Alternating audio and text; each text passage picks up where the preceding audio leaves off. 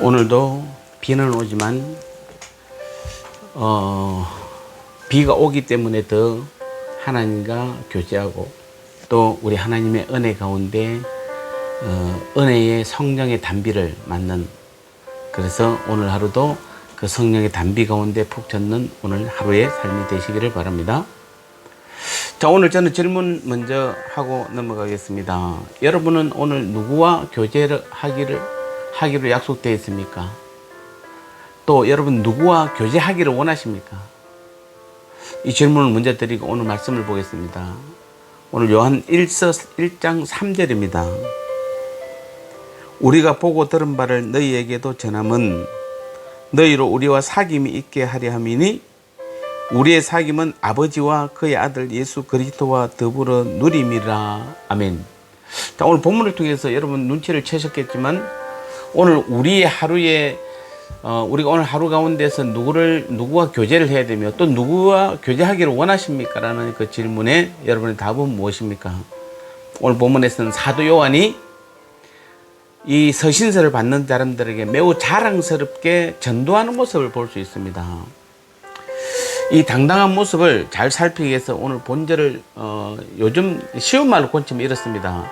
자, 우리가 여러분들에게 우리가 보고 들은 바를 전하는 것은 여러분들도 우리처럼 아버지 하나님과 교제하는 자들이 되기 위함이다. 이렇게 우리는 쉽게 풀이를 할 수 있습니다. 그래서 오늘 이 본문의 이 핵심은 무엇입니까? 바로 사귐입니다. 여기서 사귐이란 말은 우리가 원어로는 코이노니아라는 말인데 성도의 교통, 교제라는 말로 씁니다. 자, 이 코이노니아라는 단어는 하나님과의 교제와 성도들 간의 교제를 동시에 이루는 말입니다. 그러나 여기서는 하나님과의 교제에 초점을 맞추고 있습니다. 자, 우리 구약에서는 희생 제사의 참여로 하나님과의 교제가 있었습니다. 그러나 이것은 불완전한 것이었습니다. 그래서 하나님께서는 우리와 당신과 완전한 교제를 나눌 수 있는 통로를 열어두셨습니다. 그것이 바로 우리 주님께서 십자가에 달려 돌아가시고 부활하심으로 말미암아 우리로 하여금 하나님과 온전한 사귐을 가능케 하신 사건인 것입니다. 즉 예수님은 우리와 하나님과의 사귐을 위한 화목제물이 된 것입니다. 그래서 우리는 예수님을 믿는 믿음으로 하나님과 인간이 아름답고 영원한 교제가 시작된 것입니다. 이게 얼마나 놀라운 사실인지 여러분 기억하십니까? 즉 주님께서 십자가의 죽으심은 다른 어떤 것보다도 하나님과 우리와의 사귐을 위했습니다. 우리가 화해라고도 표현합니다. 그러나 화해보다도 더 큰 단어가 있다면 하나님과의 사귐입니다. 그래서 오늘 본문에서는 당당한 모습으로 이 아름답고 영원한 교제로 초청하는 사람이 있는 반면에 그 초청을 받아야 하는 사람, 즉 아직도 그 교제를 나누지 못한 사람들이 있는 것입니다. 마찬가지로 오늘날에도 요한이 아니라 지금 오늘날에도 영원한 생명을 주는 교제를 하지 못하는 사람들이 있습니다. 너무 마음 아프게도 그들은 잠시의 쾌락과 돈과 사귀고 또 명예와 사귀고 권력과 사귀는 등 영원한 형벌이 주어지는 교제만을 하고 있습니다. 따라서 요한의 이 청을 거절하고 다른 것과 교제하는 모든 자들은 다 영원한 형벌의 불행을 예약하고 있는 것입니다. 자, 그러면 아까 제가 첫 질문했듯이 여러분의 사귐의 대상은 누굽니까? 하나님입니까? 아니면은 영원한 벌을 주는 그것들입니까? 물론 우리의 사귐의 대상은 분명 영생을 주시는 분입니다. 그러나 안타까운 것은 말로는 하나님과 사귄다고 하면서 실제로는 하나님이 아닌 다른 것, 예컨대 우리가 돈이나 명예나 권력이나 자아나 지식이나 외모, 인기 등 즉 그런 것들과 더 깊은 교제를 하고 있다는 사실입니다. 말하자면 하나님과 세상을 동시에 사랑하는 것입니다. 그러나 이러한 행위가 무엇인지 여러분 아십니까? 성경은 바로 그것이 영적 간음행위다 이렇게 말하고 있습니다. 즉 남편이 있는 여자가 다른 남자와 교제하면 불륜이요 엄부가 되듯이 신랑 대신 예수 하나님을 두고 다른 무엇과 사귀거나 더 사랑한다면 정죄를 받고 영원한 형벌을 면할 수 없는 것은 당연한 것입니다. 특별히 우리가 출애굽기 34장 14절, 신명기 4장 24절을 보면은 하나님은 질투하시는 하나님이시다라고 말하고 있습니다. 그래서 자기의 신부가 다른 무엇을 사랑하여 사귀는 것을 용납지 않으십니다. 다시 말씀드립니다. 하나님은 우리와의 교제를 위해서 독생자까지도 십자가에 넣어주셨습니다. 당신의 아들의 피로 우리를 사신 것입니다. 그래서 그 사귐은 우리로 영생에 이르게 하는 통로가 되는 것입니다. 그런데도 사랑하는 성도 여러분, 오늘도 여러분 하루 여러분의 사귐의 대상이 하나님이 아니라 다른 어떤 세상의 어떤 여러분 돈이나 권력이나 명예나 여러분 자신이 된다라면은 이것만큼 하나님의 뜻하고 다른 것이 없는 것입니다.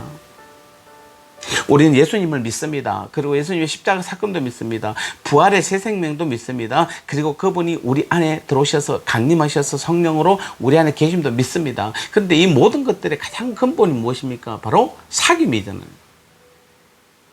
우리는 매일매일 삶 가운데서 하나님과의 이런 사귐이 있어야 되는 것입니다. 그러므로 우리가 하나님의 사귐을 오늘도 여러분 소홀히 하지 마시기 바랍니다. 정말 신랑 되신 그 하나님과의 긴밀하고도 깊은 사귐에 오늘 하루가 되어야 될 줄 믿습니다. 그래서 오늘 특별히 비가 오는 오늘 날씨지만 하나님과 함께 걸어가고 하나님과 함께 대화하고 하나님께 묻고 또 하나님께서 말씀하시는데 여러분이 음성을 기울일 줄 안다면은 오늘 하루도 하나님께서는 반드시 저와 여러분들의 삶을 주관하시고 이끄시고 하나님께서 원하시는 아름다운 모습으로 변해가게 할 것입니다. 지금 제가 4차 산업혁명, 즉 인공지능과 앞으로 한국교회가 나아갈 그 방향에 대한 논문을 쓰고 있습니다. 어제도 그렇고 오늘도 지금 하루 종일 아마 그 논문을 또 마무리할 것 같습니다. 제가 그런 논문을 쓰면서 정말 느끼는 것은 우리가 앞으로는 지금까지도 그랬지만 앞으로는 더 하나님과의 사귐이 없으면 하나님께서 붙들어 주시지 않으면 우리 모두는 이제는 지금까지는 우리가 견뎌왔고 버텨왔고 또 여러분이 표가 많이 나지 않았을지 모르지만은 앞으로는 너무도 다른 모습으로 등장할 것입니다. 그래서 지금부터라도 우리 가장 중요한 겁니다. 아무리 인공지능 시대에 뛰어난 인공 로봇 등장한다 할지라도 하나님을 대적할 수는 없는 것입니다. 주님을 이길 수는 없는 것입니다. 그래서 우리는 그 하나님과의 사귐이 우리 삶 가운데 늘 습관화되어야 되고 그래서 그분께 묻고 또 그분과 함께 대화하는 것들이 이어지면은 아무리 4차 산업혁명 인공지능의 시대를 할지라도 우리는 든든히 능히 그 믿음의 삶을 이루어가게 될 줄 믿습니다. 오늘 하루도 이 훈련, 이것도 훈련이라 생각하시고 여러분 반드시 우리 하나님과 사귐으로 말미암아 오늘 하루도 하나님의 놀라운 은혜 가운데 가는 저와 여러분 삶이 되시기를 주님의 이름으로 축복합니다. 기도하겠습니다. 하나님 그렇습니다.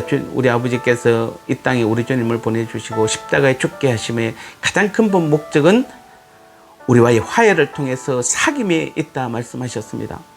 우리 하나님께서는 우리와 사귀기 위해서 이 모든 일들을 행하셨는데 우리는 오늘도 그 하나님을 믿는다고 말하면서 그 주님을 믿는다고 하면서도 하나님과 주님과의 그 사귐과 교제에 대해서는 너무도 소홀히 한 모습을 보게 됩니다. 자꾸 세상을 사귀고 또 나 자신을 믿고 내가 원하는 사람들만 또 사귀는 그런 모습들을 바라보게 됩니다. 오늘도 성령께서 온전히 붙들어 주셔서 이 하루도 우리 하나님 바라보기를 원합니다. 우리 하나님과 대화하기를 원합니다. 우리 하나님께 묻기를 원합니다. 우리 하나님의 음성을 듣기를 원합니다. 그리하여 이 교제가 날마다 삶 가운데서 이어질 때 아무리 세상이 변하고 아무리 강력한 것이 나타난다 할지라도 전지전능하신 무소부지하신 우리 하나님의 능력 앞에는 아무것도 아닌 것이 될 것입니다. 이 모든 하나님의 능력이 하나님과의 사귐을 통하여 내 능력이 될 수 있도록 역사하시고 함께하여 주옵소서. 감사함을 드렸고 예수님 거룩하신 이름으로 간절히 기도드리옵나이다. 아멘.